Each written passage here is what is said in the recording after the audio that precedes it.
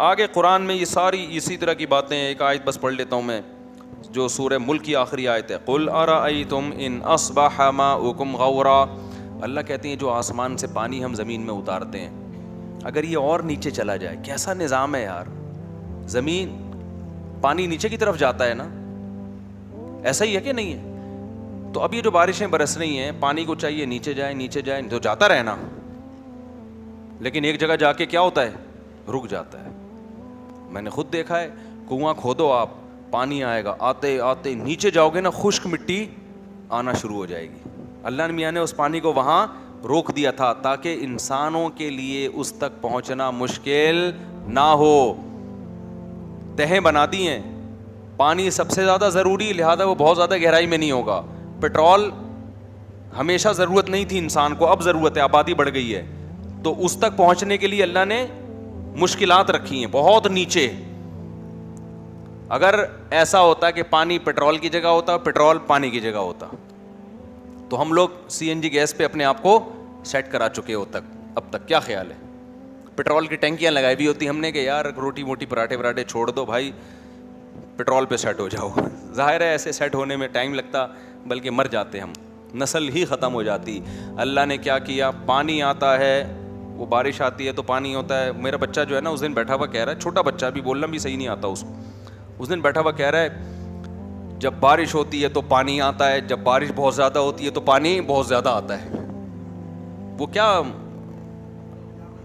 نہیں, بلاول نے تو کہا تھا وہ لفظ, پوری ورڈنگ مجھے یاد نہیں ہے. ہاں وہ بچہ میرا بیٹھا ہوا, اس کو کچھ نہیں پتہ نہیں کہاں سے اس نے سنا, کہہ رہے ابو, میں نے کہا جی, کہہ رہا ہے جب بارش ہوتی ہے تو پانی آتا ہے, جب زیادہ بارش ہوتی ہے تو پانی زیادہ آتا ہے. ابے میں نے کہا یار, اچھا بچے جب گھر میں ہوتے ہیں انٹرٹینمنٹ کی چیزیں ملتی رہتی ہیں. ایک دن کیا ہوا, میری چھوٹی بچی اور سب دوسری بھی اس کی بچیاں بہنیں میں نے مل کے نا کھیل رہی, وہ کھیلتے کھیلتے ایک دم میری بچی نے کہا مجھے کیوں نکالا, ایسے انگلی کی. میں نے اس کو کیا ہو گیا بیٹھے بیٹھے یار. تو نا بچوں کے لاشعور میں یہ چیزیں ادھر ادھر سے سن کے نا جا رہی ہوتی ہیں, اس کو نہیں پتا ہوگا اس کا مطلب کیا ہے. جب اس نے ایسے کیا نا, مجھے کیوں نکالا, ارے مجھے اتنی ہنسی آئی. تو ابھی پرسوں کی بات ہے, وہ بچہ کہہ رہا ہے, دوسرے بچے سے باتیں کر رہا ہے, اور میں بھی بیٹھا ہوا تھا, کہہ رہا ہے ابو جب بارش آتی ہے تو پانی آتا ہے, اور جب زیادہ بارش ہوتی ہے تو زیادہ پانی آتا ہے. میں نے کہا پھینکتا رہا بیٹھ کے, پتہ نہیں تیری نظر میں اس کا مطلب کیا ہے. تو خیر اللہ فرماتے ہیں اگر اس پانی کو ہم نیچے لے جائیں, فَمَن يَأْتِيكُم بِمَاءٍ مَّعِينٍ, کون ہے جو صاف ستھرا بہتا ہوا پانی تمہارے لیے لے کر آئے. ہمیں امریکن کمپنیوں کو پھر ٹھیکے دینے پڑیں گے یار, دریافت کرو کہیں پانی دریافت ہو جائے. تو جو پیٹرول نکالنے والی کمپنیاں ہیں وہ کیا نکالیں گی, پانی, اور جب تک پانی نکلے گا اس وقت تک ہمارا باڈی کا پانی نکل چکا ہوگا. کیا خیال ہے بھائی؟ تو یہ سارے کام تو میرے بھائی اللہ کر رہا ہے. تو یہ صورت ختم ہو گئی, اور بھی بہت اہم ہے اس میں. اللہ نے سورہ نوح بھی بیان کی. اچھا ایک چھوٹا سا واقعہ میں بس کر کے بیان ختم کرتا ہوں. سورہ قلم میں ایک بہت اہم واقعہ ہے. وہ واقعہ کیا ہے کہ ایک شخص کا باغ تھا, اور اس کے دماغ میں وہی تکبرانہ خیال آنے شروع ہو گئے جو آج دولت آنے کے بعد انسان کے دماغ میں آتے ہیں. کیا کمال.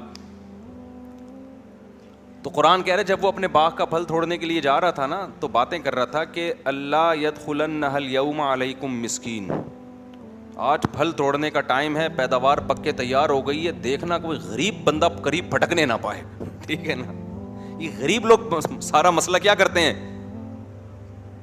یہ خراب ہو, یہ آ جائیں گے کشکول لے کے, ساری پیداوار تو یہ کمبخت کھا جاتے ہیں. تو جب بھی کسی کے پاس دولت آتی ہے نا, تو آج کل وہ چھپا رہا ہوتا ہے, ایسا نہ ہو کوئی ضرورت مند رشتہ دار ہو وہ مانگنے آ جائے. تو اللہ میاں نے اس کی بھی برائی بیان کی ہے کہ تمہیں تو خوش ہونا چاہیے. ہاں یہ ضرور ذہن میں رکھو, اپنی آمدن کو اس نیت سے چھپانا کہ غیر مستحق لوگ بھی تنگ کرتے ہیں آج کل, اور ایک غریب کو کے ساتھ مدد کر دی نا تو وہ چنگم کی طرح چپک, بلکہ ایلفی کی طرح چپک جاتا ہے بعض دفعہ. اس مصلحت سے آمدن چھپانا یہ جائز ہے, یہ مجبوری ہے, لیکن اصولی طور پر آپ کے دل میں ایسی کنجوسی نہیں ہونی چاہیے. میں نے بعض لوگوں کو ترغیب دی, سخاوت کی, تو انہوں نے بتایا یار اتنا مسئلہ خراب ہو گیا نا. ایک دو دفعہ میں نے خود بھی تجربہ کر کے دیکھا, میں نے گھر پہ کوئی کچھ دو چار غریب آئے ان کو دیا, پھر تو بھائی لائن لگ گئی یار.